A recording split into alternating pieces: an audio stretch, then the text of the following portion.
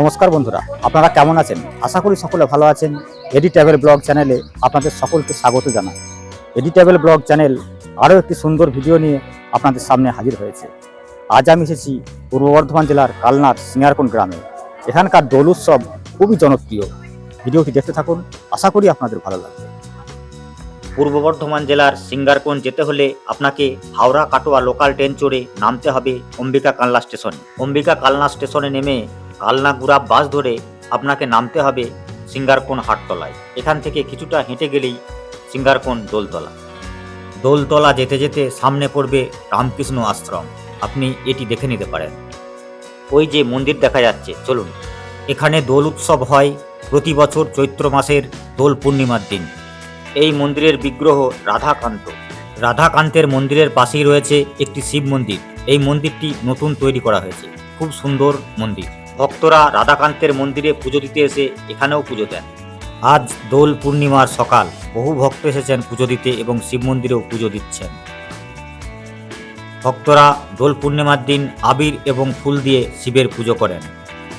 দোল পূর্ণিমার সকালেই কচিকাঁচারা রং মেখে আনন্দে মেতে উঠেছে। প্রায় 500 বছরের প্রাচীন এই দোল উৎসব। পাশেই রয়েছে একটি বহু প্রাচীন শিব মন্দির। চলুন আপনাদের দেখাই শিব মন্দিরটি।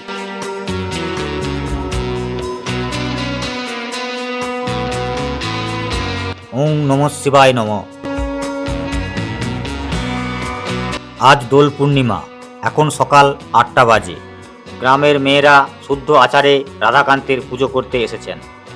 এলাকার বহু গ্রাম থেকে মহিলারা আসেন এখানে পুজো দিতে। বহু লোক সমাগম হয় এই দোল উৎসবে। এই মন্দিরটি আপনারা দেখছেন, এটি বাইরের একটি মন্দির। মূল মন্দিরটিও আপনাদের দেখাবো। দোল পূর্ণিমার দিন রাধাকান্তকে মূল মন্দির থেকে বাহির করে বাইরের মন্দিরে আনা হয়, যাতে ভক্তরা পুজো দিতে পারেন। খুবই ভিড় হয় পুজো দেওয়ার সময়, লাইন দিয়ে পুজো দিতে হয়। ভক্তরা ফুল আবির দিয়ে রাধাকান্তের পুজো করছেন। কষ্টি পাথরের তৈরি রাধাকান্তের মূর্তি।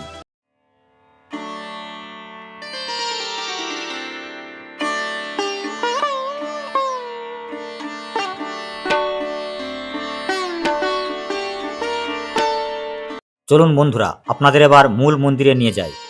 বন্ধুরা, এটি হচ্ছে রাধাকান্তের মূল মন্দির। আপনারা দেখতে পাচ্ছেন মূল মন্দিরে রাধাকান্তের কোনো বিগ্রহ নেই, ফাঁকা। রাধাকান্তকে আজ বাইরের মন্দিরে নিয়ে যাওয়া হয়েছে।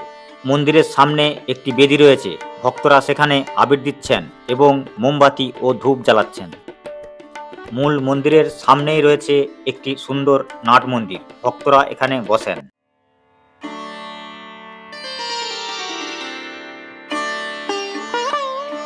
রাধাকান্তকে আবির নিবেদন করার পর ভক্তরা সেই আবির প্রিয়জনকে মাখিয়ে দেন তাঁর মঙ্গল কামনায়।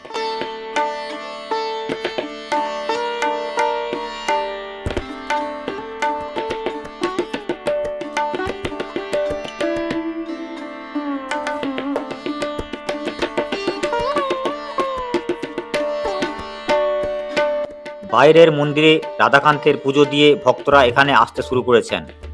কিছুক্ষণের মধ্যেই নাট মন্দিরটি ভক্তদের ভিড়ে ভরে উঠবে। এলাকার মানুষের অগাধ বিশ্বাস রাধাকান্তের প্রতি। তাদের বিশ্বাস, দোল পূর্ণিমার দিন রাধাকান্তকে পুজো দিলে মানুষের অনেক অমঙ্গল দূর হয় এবং রোগ মুক্তি লাভ হয়। রাধাকান্তের পুজো করার সাথে সাথে সকলে মিলে জমিয়ে আনন্দ করেন। দোলের ঠিক আগের দিন হয় চাঁচর উৎসব। এদিন রাতে বাজি পড়ে প্রচুর। বহু এলাকার মানুষ আছেন এই বাজি পোড়ানো দেখতে।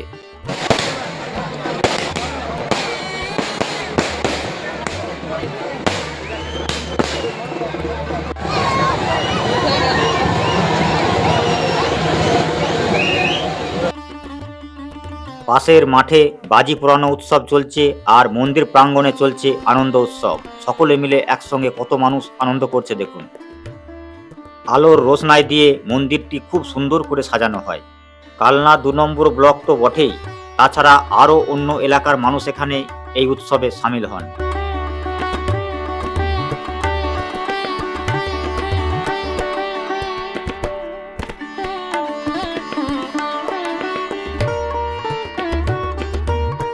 সিঙ্গারকোণ দোল উৎসবের একটি অন্যতম আকর্ষণ হলো ব্যান্ড বাজনা। এই উৎসবে কোন পাড়া কত সুন্দর ব্যান্ড বাজনা আনতে পারে তার একটি প্রতিযোগিতা চলে। ব্যান্ড বাজনার সাথে সাথে ডগর বাজনাও থাকে, তার আওয়াজও খুব সুন্দর।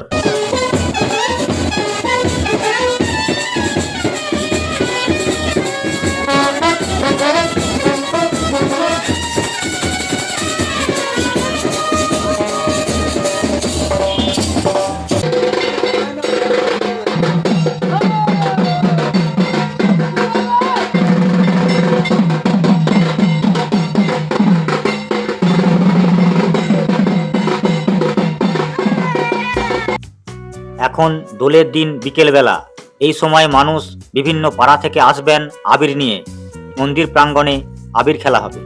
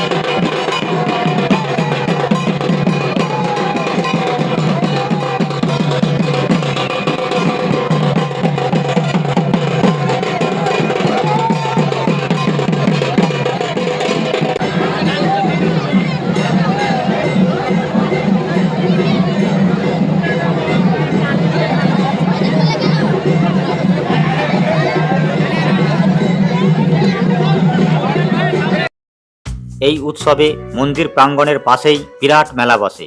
বহু মানুষ আসেন এই মেলায়। মেলা চলে প্রায় 20 দিন। বন্ধুরা, আজ তাহলে এ পর্যন্তই। ভিডিওটি ভালো লাগলে একটা লাইক দেবেন, কমেন্ট করবেন এবং শেয়ার করবেন।